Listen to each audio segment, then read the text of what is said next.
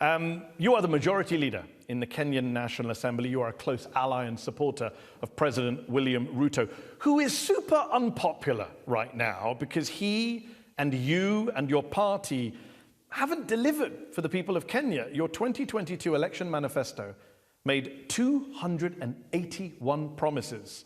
Can you tell our audience tonight how many of those have been fulfilled over the last 2.5 years? True, as you say.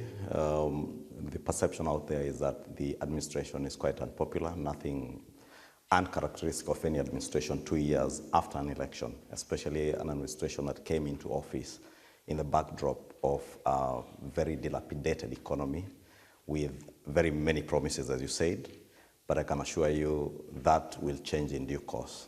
The implementation of a manifesto is page by page, chapter after chapter. But you haven't implemented it. That's the problem. Sentence. It is being implemented. How many of the 281 promises have been implemented? I'll not give you a straight answer of 2 or 10 or 200, but I'll tell you. You're the first politician who said to me, I will not give you a straight answer, just bluntly.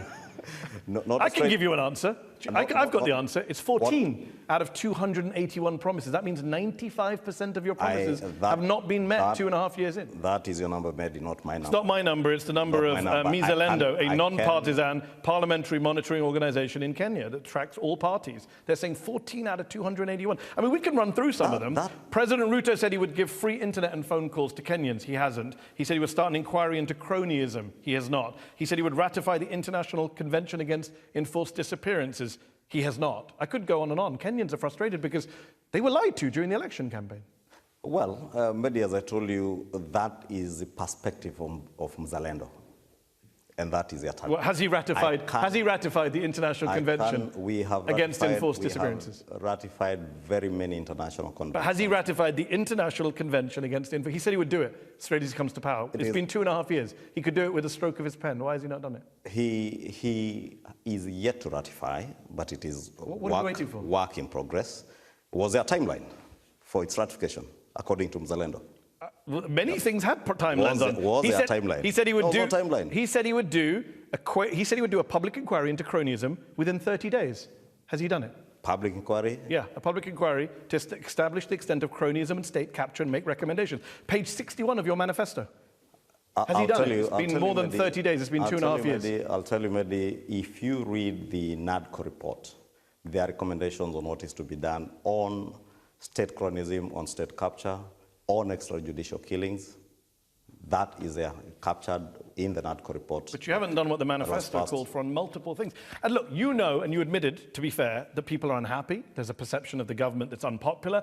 Kenyans have been most upset about the cost of living. And yet, when thousands of young Kenyans took to the streets in protest of your government last year, the finance bill, your government opened fire on them, killed them, forcibly abducted and disappeared them. How do you justify such a violent crackdown on your own citizens in a democracy? First, let me say this, Mehdi. As you said, because you never allowed me to answer the question on the promises kept. I told you the manifesto is being implemented chapter after chapter, right from housing to the cost of living that you're speaking about. Because, of course, you cannot judge what was to be done in 5 years, in a short 2 years. Well, some of them you said you would do in 30 days, and you haven't. But just deal with the violence. How do you justify what happened last summer in Kenya? Now I'm coming to that. You said the cost of living.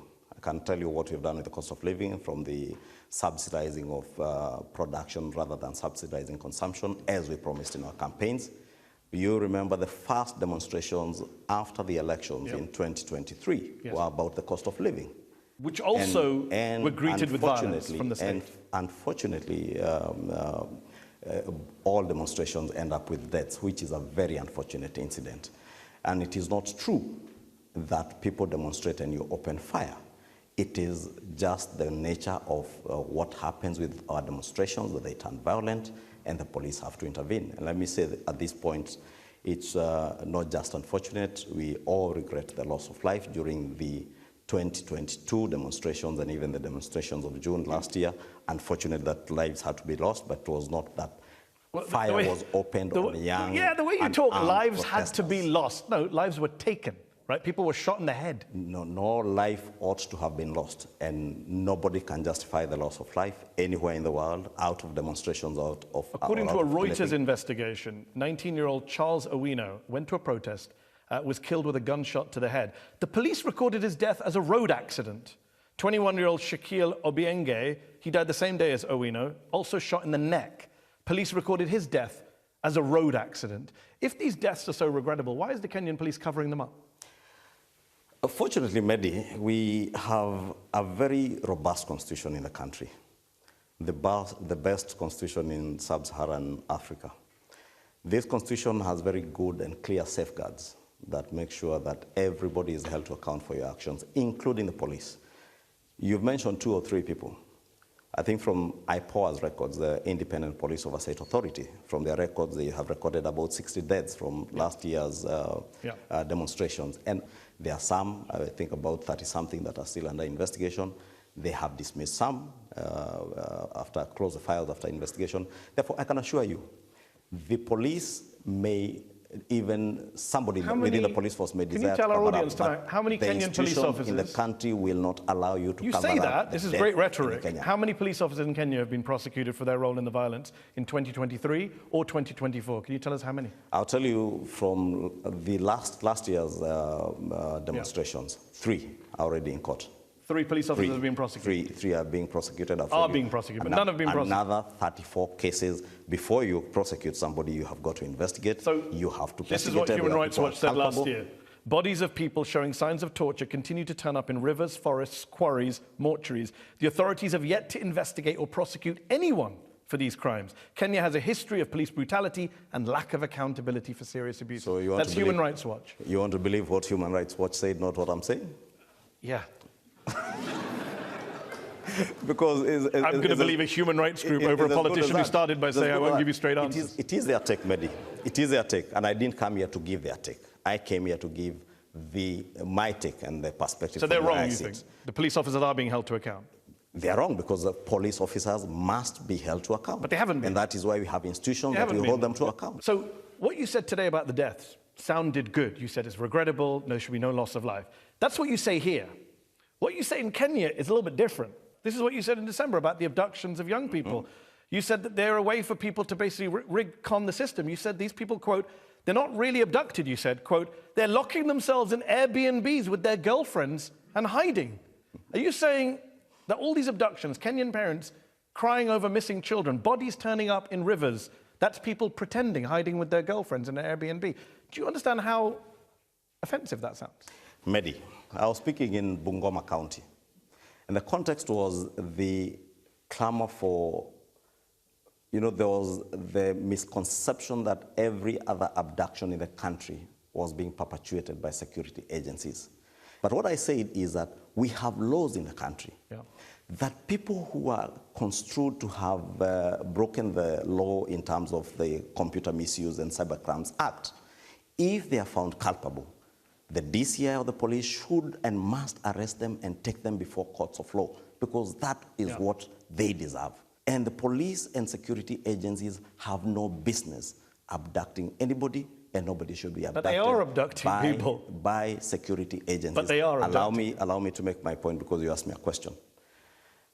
And it is in that context then that I said, and again, it is not all cases, Mehdi, that were out of abductions or what was construed to be abductions. And let me tell you, there were cases where people, somebody was holed up in an Airbnb, but reported himself as abducted. But for you as a leading politician in the country, where people are being disappeared in a democracy in 2024, 2025, it seems a strange thing to focus on, not the kids whose bodies are being found in rivers and forests and warehouses with gunshot wounds to the head and the neck. And instead of focusing on that, you focus on one case of somebody in an Airbnb. Seems strange. Mehdi, I also say there were cases of political conspiracies where people... Can we talk about the cases that are open and shut, police, intelligence services abducting kids? You accept that happens in your country? Your government and your intelligence services have abducted innocent people. You accept that? It has been claimed. Those are matters. Not claimed, it's happened. It has been claimed. You don't accept it's happened? I do not believe they are enforced disappearances perpetuated by the state in Kenya, not in this day and age. We have an administration which, for the first time, none other than the president himself committed that never again will Kenyans have to disappear and you fish their bodies out of River Yala or River Tana like happened some time back. And therefore, why I say they are claims, but it's because they are claims that are being investigated. They're not claims. Let me give you a fact. Can I give you a fact? Unless you give me fact. I'm going to give you a fact right now, because the audience around the world watching may not know this. The Attorney General of Kenya, his son was abducted, literally a serving member of the government. His son was taken. How did he get him released? Can you tell our audience? The Attorney General of Kenya is called Dorcas Oduor. Justin Muturi, the former Attorney General, he's moved been abducted. The person who has alleged that his son was abducted is the former Attorney General, Justin Muturi. And how did he get his son released? And I'll tell you again, I have read from the media, heard Justin Muturi what he said, just as you heard it. It is an allegation by Justin Muturi, somebody who has... Justin Muturi says he went to the president and said, President Ruto, the intelligence service have taken my son. President Ruto called the head of your intelligence service and his son was released. Have you heard Mehdi from President Ruto on the same? Have you heard from the director of intelligence? You tell me what's President Ruto's... Has he denied it? Have you heard from him? No, I don't live in Kenya. You're the expert. Has President Ruto denied that? So why don't you allow then me to tell you my Please take? Do. Because that's your take. Please. From what has been reported. That's not my take. I'm reporting a member of your government. This is amazing. I'm quoting a member of your government, not the opposition, a member of your government who you're calling a liar because he says his son was abducted. That's why I told you Justin Muturi, the former Attorney General and current Minister for Public Service, yes, is a politician to begin with, has beef with his boss in the government he serves. Wow. So he made up a story about his son being abducted. There are reasons. Wow, Kenyan politics. Will you allow me Please. to make my points? Please, this is just, I'm stunned. There are reasons why Justin Muturi was removed as Attorney General around the time of the demonstrations in June of last year. There are reasons probably why Justin Muturi knows he's probably on his way out. It is him who has made those allegations. That is a matter under active investigations. As I told you, has President Ruto denied it? We have got, you need probably to invite him and ask him. You can't I speak am not for President William Ruto, neither am I his spokesperson. Has he denied it? It's a simple factual question, yes or no? I have not heard him, and I don't know if he has been asked to... So one of the... I just want to recap for our viewers, just to be followed. A minister in the Kenyan government has said that his son was abducted by the intelligence services and the president of Kenya had to intervene to release his son. You suggest the minister is lying and on his way out, but the president hasn't denied any of this happened. I don't suggest. I tell you emphatically, the minister has reasons to lie. Okay. Emphatically. He has reasons to lie. And he's on his way out? He definitely knows it. All right, Justin Muturi, if you're watching, you may want to put your resume out there. Let me tell you, Mehdi. Let me tell you, because it's all politics. Even the abduction of his son is politics? It is all politics. It's playing politics with a very unfortunate incident. Let's bring in our panel now to see what they think about all of this. I'm going to go first to Irungu Houghton, who is the Executive Director of Amnesty International Kenya. Irungu, your organization has been documenting a lot of these abductions. You yourself, I believe, have spoken to some of the abductees and their families. Kimani suggests that this is kind of water under the bridge. There's no real evidence for now. A lot of it is politics. What's your view? I think there has been a trend of targeting dissent, people who have protested in our streets, excessive use of force against people essentially just expressing the right to assembly. And in one case, for example, this young man was essentially held incommunicado. He was stripped naked. He was shaved, not just on top of his head, but in his pubic areas. He was interrogated ad nauseum about who his connections were, and all he had done was to post cartoons and artificially generated images onto the on his Twitter handle. Images of what, can I ask? Of the president in a casket. Is that appropriate? Somebody makes fun of the president in Kenya and they get tortured like this? When William Ruto became president, when the buck stopped at his desk, he took decisive action to end the extrajudicial killings that were happening. True, what Irungu says is true. There was a case of about, I don't know if there were 3 or 4 young Kenyans who were allegedly abducted, and it went out that... Not allegedly. They were abducted. They were abducted, as it was reported. They turned back to their returned back to their families. There was one case where one of them turned back, appeared in a disco at night with a fully charged phone.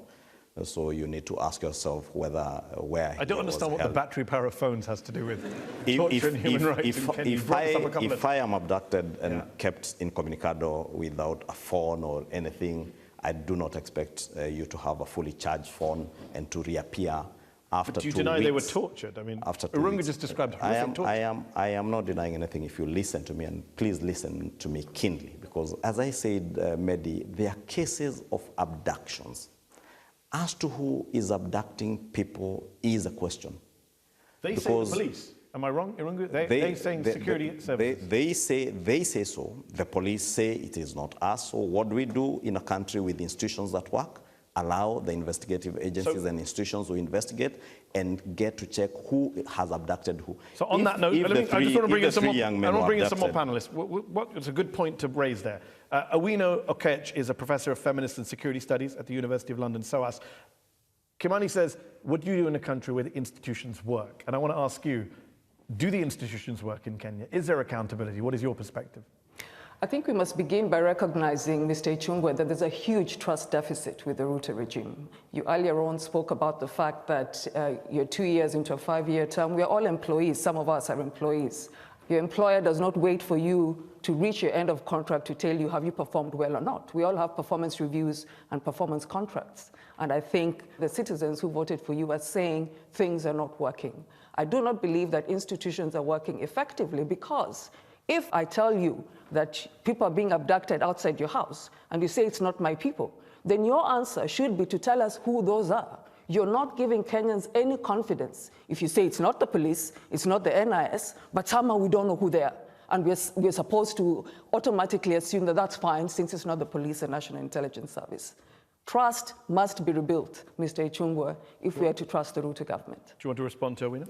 Yes, and I agree with her that trust must be earned, not actually rebuilt.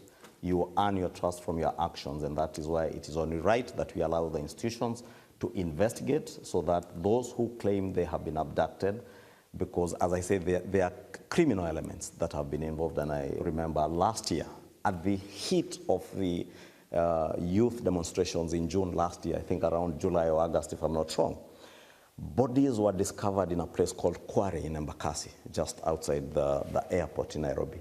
And it turned out that somebody, some sort of crazy serial killer, was killing ladies and dumping their bodies there. Therefore, you can imagine what would have happened if we were all quick to judge and say, yes, these are protesters, young protesters, in the backdrop of what was happening then, who have disappeared and now their bodies are dumped there. Before I go to our third panelist who's been waiting patiently, just Irungu, very quickly, just comparing, Kimani seems to be suggesting that pre-2022, there was lots of bad stuff, and since then things have improved. As someone who's covered multiple governments over multiple years, do you agree with that? No. I mean, I think what has happened in the last 6 months has been really remarkable and very scary for many Kenyans. 89 abductions, 63 deaths, 29 still missing.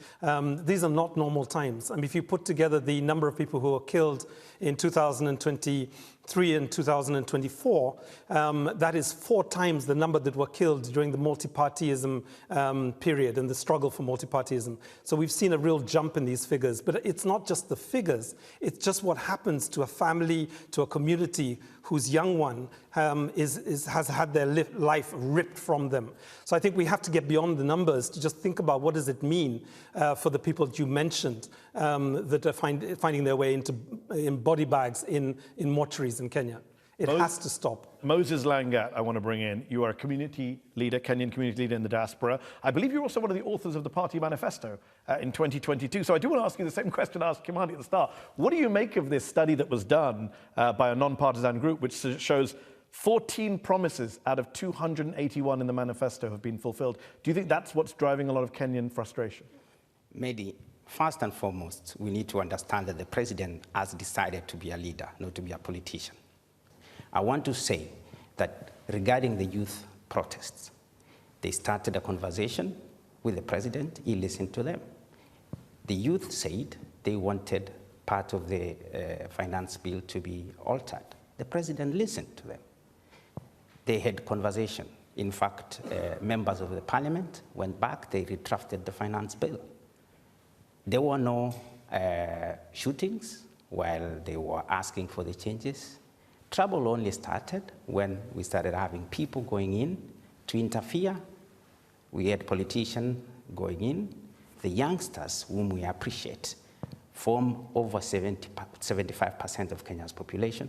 About 12% of them are unemployed. Protests were politically motivated, not driven by organic anger from young people? The young people were angry. These are well-educated people. They have nothing to do. These are the messes that the current government inherited. And through the bottom-up economic transformation agenda, which the president always talks about, and he prioritized 5 areas, is to create jobs for these people, to create things to do. You keep saying inherited. Isn't President Ruto, wasn't he a long-standing senior member of the previous government? Well, how do you inherit something you were in? Mehdi. Listen, Mehdi. What am I missing? Mehdi, let me just explain, because post-2017, William Ruto was deputy president just by name. Okay. That's a fact of life. Fine. And therefore, when the Fair panelist speaks about inheritance, he knows. I do want to talk more about President Ruto. We're going to do that in the second half of this show. Right now, we're going to take a break. When we come back in part 2, we'll carry on talking to Kimani Inchungwa and to our panel. We're going to hear from our very patient audience here in London's Conway Hall. See you after the break.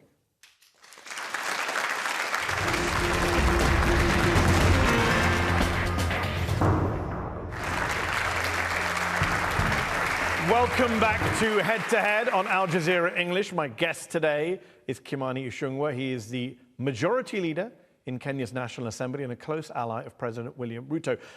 Kimani, we've been talking about the protests and the violence and police accountability in part 1. Let's talk about Kenyan politics in more detail. Last year, the Organized Crime and Corruption Reporting Project named ousted Syrian dictator Bashar al-Assad as the most corrupt leader in the world. There were 5 other finalists, though. Out of those 5, can you tell me who received the most votes? You tell me.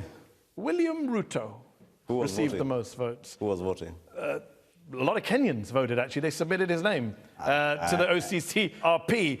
I mean, you have a real corruption problem in Kenya, and you ran on a platform. I just want to quote you to our viewers, and you can respond. You said, "We shall not just speak about corruption, but we shall act." President Ruto said something similar during the election campaign in 2022. And yet last year, a US government report said that Kenya has failed to implement its anti-corruption laws, and the country has dropped 3 spots in Transparency International's annual corruption index. That is pretty embarrassing for your party, your government, is it not? Pretty embarrassing for any country to be ranked anyhow in terms of corruption perception. Mehdi, it's true. I said we will not talk about corruption, we will act. If you live in the Kenyan soil today, you will know close to 18,000 public services now are digitized, principally to try and preempt corrupt practices, because it is in provision of services where people get engaged into corruption and corrupt activities. 2, I will tell you, not a single mega scandal. Look at all previous administrations in Kenya, right from the Kenyatta one, the Moi regime, 24 years, to the Kibaki regime, to the Uhuru Kenyatta regime. But you have dropped. There were mega scandals. So why have you dropped 3 places in the annual corruption rate? Not a single mega scandal. You made that point. I'm not disputing that. Last 2 years. I'm asking why you've dropped 3 places in the annual ranking. Because the indexes are based on perception. Today, Mehdi, when you ran out an advert that I was going to appear on this show, you have seen what has happened on Twitter, in Kenya and globally. Yeah. Obviously, every politician has their critic. Even on the Al Jazeera page. Because Kenyans are like that. Kenyans are very participatory and active. And therefore, so your country just looks corrupt because Kenyans are very vocal. Is that what you're saying? Ask Kenyans, if you announce today that you're doing a corruption perception here today, and ask them, is Kimani Inchungwa corrupt? They will all storm your pages and perceive me to be corrupt. We'll come back to you in a moment. Ask them to give you evidence of a single corruption case. So hold on. Against Kimani Inchungwa, they will not. The same for William Ruto. They will not give you a single single scandal of corruption under this administration. You say it's Kenyan perception. But it's not just Kenyan It is not perception. Kenyan I quote, perception. here's it is the... perception driven by an active citizen. No, if you let me finish a online. sentence, I'll tell you, US trade representative in 2024, the US government, ally of Kenya, said US firms routinely report direct requests for bribes from all levels of the Kenyan government. And are they just passionate? You will remember when that was said, action was taken. We did not just talk about it. So you just ended bribery Action from all was levels of taken, the Kenyan government. and very senior officers of the Ministry of Trade lost their jobs. Let me ask you about President Ruto. You mentioned President Ruto. He positions himself as an outsider. I think he likes to call himself a hustler, a man who's separate to the Kenyan political elites, the political dynasties, the Kenyatas, the Odingas. But is he that different, Kimani? Because he's been in politics for nearly 30 years, longer than even President Kenyatta. He's amassed a lot of wealth during his time in politics. I believe he owns luxury hotels, a 2,500-acre farm, a poultry plant. He's invested in hotels. Isn't that part of why Kenyans are so frustrated with their government? They see these rich elites in charge, making money while they suffer. Well, he was seen as an outsider in the sense that he came from a family that was relatively unknown. Nobody knew who his father was. Nobody knew who his mother was. Unlike those he was competing with who came from families that were political families, well-known, wealthy backgrounds, and he came as a hustler, someone who had hustled his way from the bottom up, and that's why he sold himself and he's seen as an outsider in terms of where he's coming from. I think Kenyans are fine with him hustling himself into the... It doesn't mean, Mehdi, that if I was born into a family of poverty, I should live and die in poverty. I also wasn't born in a very affluent family, but I'm working very hard and I work very hard every day. The day I make it, I fake it till I make it, and the day I make it... Are you talking about yourself? Are you going to say I'm also corrupt? Hold on, are you saying yourself? You're talking about yourself for a moment. Yeah, I also... Recently, an MP from your party joked that you were worth 5 billion shillings, or $38 million. Is that correct? Joked, and not from my party. It's actually from the other party. So can you clarify then, what is your net worth? Well, not 5 billion, definitely. For 1 billion? Probably about close to 1 billion. And that's fine, because a lot of people, as you know better than me, you're the majority leader of the Kenyan National Assembly, that Kenyan MPs are among the highest paid in the world in relative terms. People are very upset seeing a lot of MPs flaunting their wealth. They're doing TikToks, they're doing Twitter videos showing their luxury cars, and Kenyans are furious. You know this on social media. They're upset because the MPs are flaunting their wealth. Again, Mehdi, it matters person to person.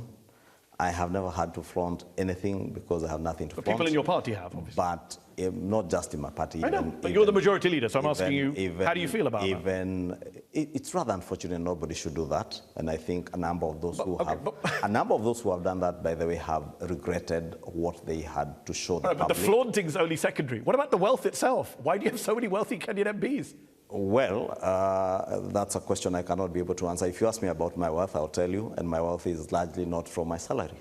And anything and You're worth everything. about $7 million, you said. $7 million. You said about billion shillings.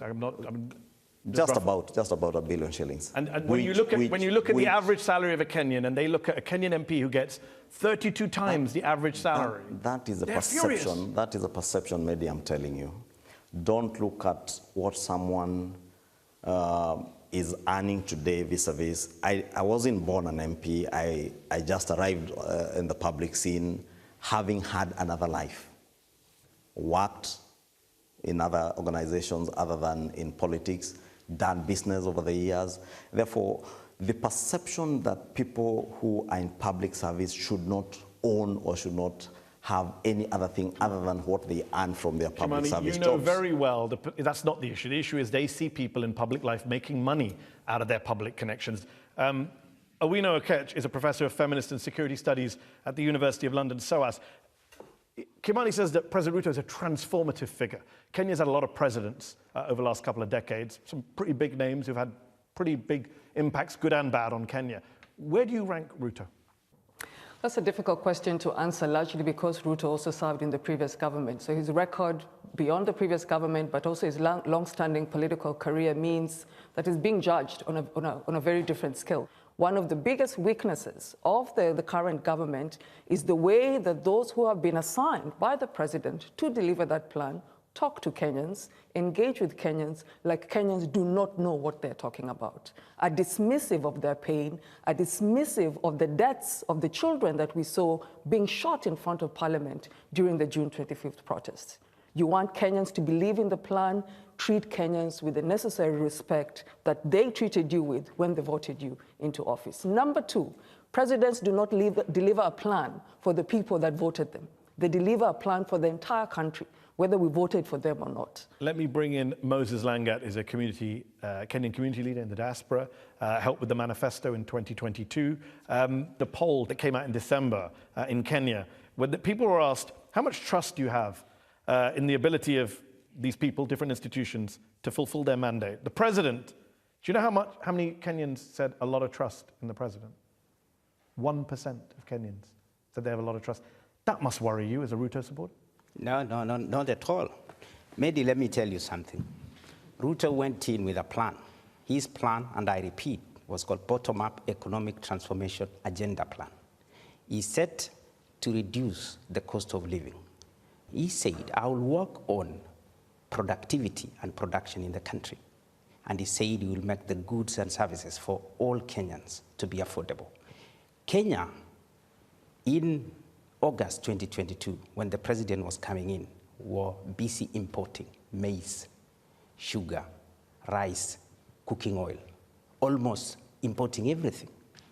The government has transformed the sector. In July alone. Moses, with respect, you sound a bit like the Biden administration, where I live in the US, where the economy's great, but the public don't believe you. The public don't trust you. I'm giving you microeconomics. In July, Kenya produced 84,000 metric tons of sugar, more than what we need. Kenya is almost becoming a net exporter of sugar, something we were importing. So you believe these economic trends, positive ones, will turn around his popularity? I will tell you many more. Okay, well, we don't have time for many more, but you've given us some. Let me bring in Irungu Houghton, who is Executive Director at Amnesty in Kenya. I just want to bring up one thing we haven't talked about when we talk about William Ruto's record is he was indicted by the International Criminal Court over the 2007 elections and the violence that followed that led to the deaths of 1,300 Kenyans. Ruto was never actually cleared of the charges. The prosecution had to drop the case, they said, because of witness intimidation. The ICC prosecutor called it a dark day for international criminal justice the day she was forced to drop charges against Ruto and others. Given that background, are you surprised at all that there's been so much violence in Kenya recently? I think it's important to give that history, but I think more importantly is really to look at what's happened over the last 2 years. And there are growing calls for international mechanisms to be invoked.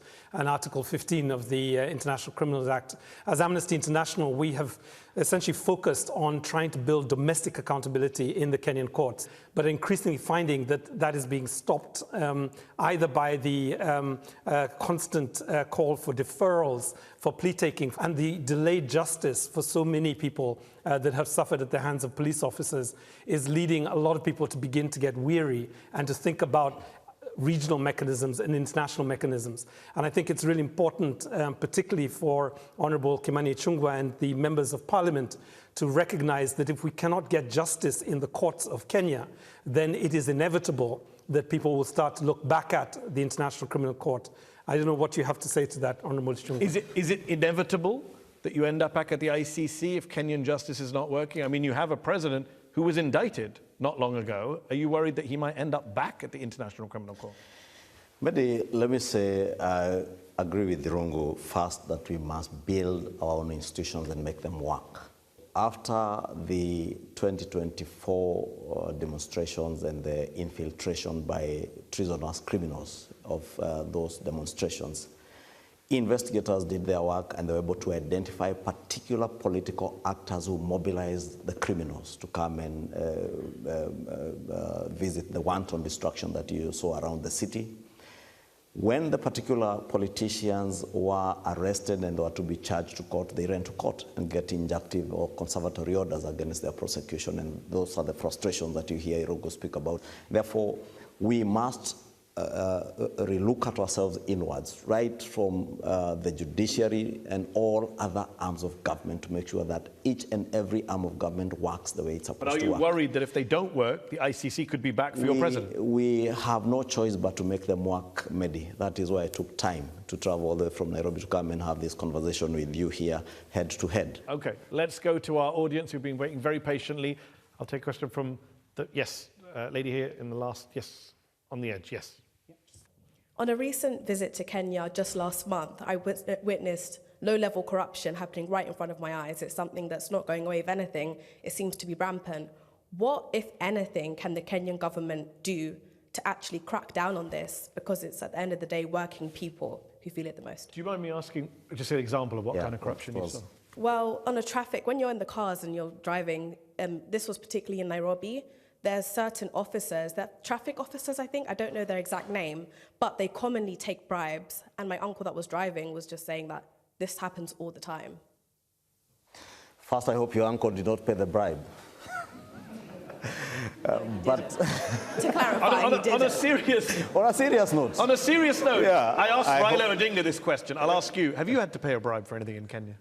I have never paid for a bribe. In your entire life, you've never paid a bribe for anything? In my entire life, I have never paid for a bribe. Sorry, I have never paid. Some of the Kenyans here are not believing you, but okay. Let me tell you, and just to answer, it takes two to tango. Yeah, it takes the bribe taker and the bribe giver. The bribe giver is in a position of weakness sometimes. Exactly, because why are policemen collecting bribes on the road? Because you're on the wrong. Maybe you are speaking on your phone. No, that's not how it works, Kimani. You know very well people exploit their positions of power to force people into certain positions. I have been stopped by a policeman for speeding on the road. I have, unfortunately, I was only 19 or 20 years old. And I explained myself out of the situation.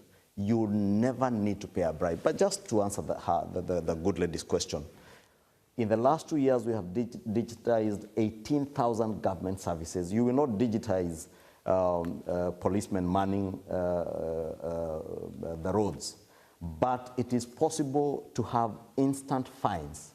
And the Ministry of Public Transport and Infrastructure is working on a traffic system where people can pay instant fines so that you do not have to pay a bribe to get away, because it is the inconvenience that makes people pay bribes.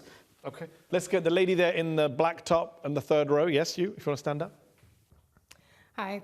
Your party seems to be very concerned with the criticism on social media.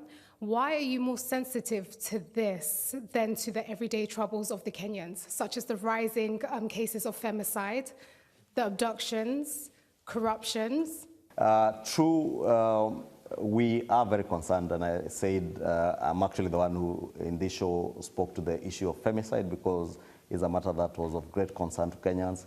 I'll tell you from where I sit. I am less concerned with what people say online, on social media. I had that engagement with somebody yesterday who is in this audience.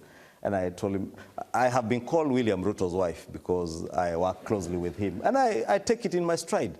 But I will have to do my work and do it to the best of my ability. That's my concern, and I believe everybody within the Kenya Kwanza administration is less bothered by what people say online. How can you say that when in the part one of this show... Insults. Hold on. Let me part finish. One of this show... Let me paraphrase Irungu that. from Amnesty said a that. guy did an AI image of the president in a coffin was treated viciously, violently. That was not you having a thick skin. And maybe because you never allowed me to respond to that. Because, I think I did, but you can respond again if you want. Because it's true what Irungu was saying and about the gentleman who had his hair shaved. And I said, because we are a nation that wants to trust in institutions. We want to trust and believe that the investigative agencies that are investigating all those cases where people have claimed to have been abducted and things done to them that are unpalatable, that we get to the root cause of it so that you know who is it that was abducting these people. I told you there are three elements. It's a very simple issue. Irungu cited a case of a young man who did an image mocking the president, and he was tortured for it. That does not speak well to the thick-skinnedness of your government. So the question is, who tortured him? Can you or me answer? You cannot answer, you cannot say He with says so. certainty. I'm going to trust the guy who was tortured. Irungu says it is suspected to be because the gentleman said they behaved like they were security agencies. I have seen cases in Kenya now, and an unfortunate case in the recent past, about 2 months ago, where a gentleman who was a manager in one of the security firms was killed and murdered by thugs masquerading as security officers in full police uniform. Okay, let's go to lady there in the red glasses and the stripy top. Good evening. You know that the Kenyan public is suffering. So why are politicians flaunting their wealth, as has been asked earlier, and the wasteful use of public resources like helicopters to go to a latrine or a weird bridge opening, when the president claims that we are having austerity measures? By the way, very nice red bottom shoes.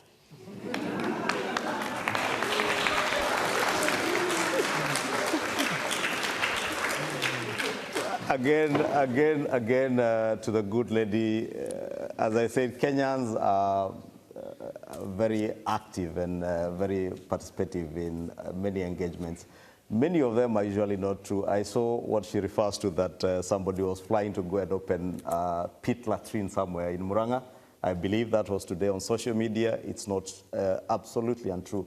In actual fact, the deputy president who was being reported to be that way was to join the president in the northeastern part of Kenya, nowhere in Muranga. So don't believe, again, everything you read on social media. But what about what they see on social media? People can see members of parliament flaunting their cars, expensive, all of this stuff. It's out there. Mehdi, I told you there's absolutely no excuse for anybody. Have you cracked down on people in your caucus?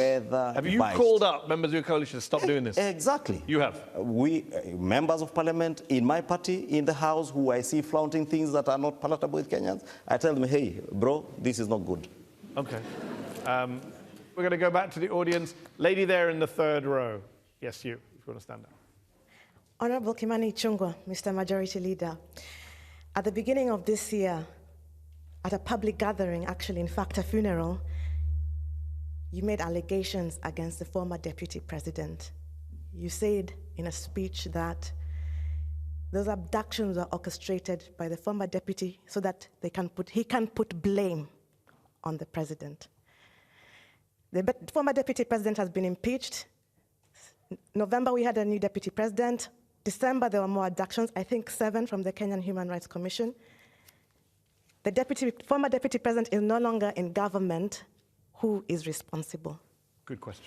Good question, and it's true. I said it in broad daylight in Bungoma County on the 3rd of January this year. You never heard the former deputy president dispute my allegation or even go to court if I was lying. I have since availed information that was in my purview as to what people were doing under the orchestration of the former deputy president to do the things I said in that funeral that they were doing, and heaping the blame on the government of Kenya. And that's why, Mehdi, I told you, unless you categorize what is out of criminality, you don't have evidence for your claims against the former deputy president. I have said, and I repeat it, what I had, I gave it to those investigative agencies. But you haven't presented it to the public. That is the right thing to do. But you haven't presented it to the public. So do you want the investigative agencies to investigate people in public? Or do you you're allow making them, accusations in public. I was responding, and the good lady that might know, I was responding to another politician who had said things in that funeral. And I responded and said what I said. There were politicians, by the way, members of parliament, 2 members of parliament, who had planned to mysteriously disappear and claim abduction.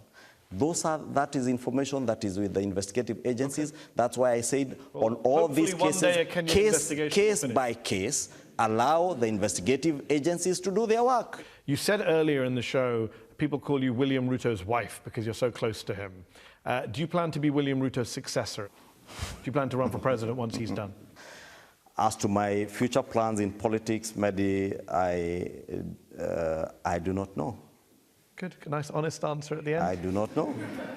You're not ruling it out, though. That's my job as a journalist to always ask that question. I do not know. If you asked me 10 years ago if I plan to be where I am, I wouldn't know. What I do is that I give the best I can give in public service to the best of my ability, and I give it all, and I believe the people of Kikuyu who elected me as a member of parliament can attest to the transformation of my constituency over the years. Well, we respect you for coming here to give it your all. Thank you for coming to do this head-to-head. Thank you to our panel for coming to give us their expertise and contributions. Thank you to you all here in Conway Hall tonight for coming tonight and for your excellent questions. Kimani Inchungwa, thank you so much for coming on Head-to-Head tonight. Thank you.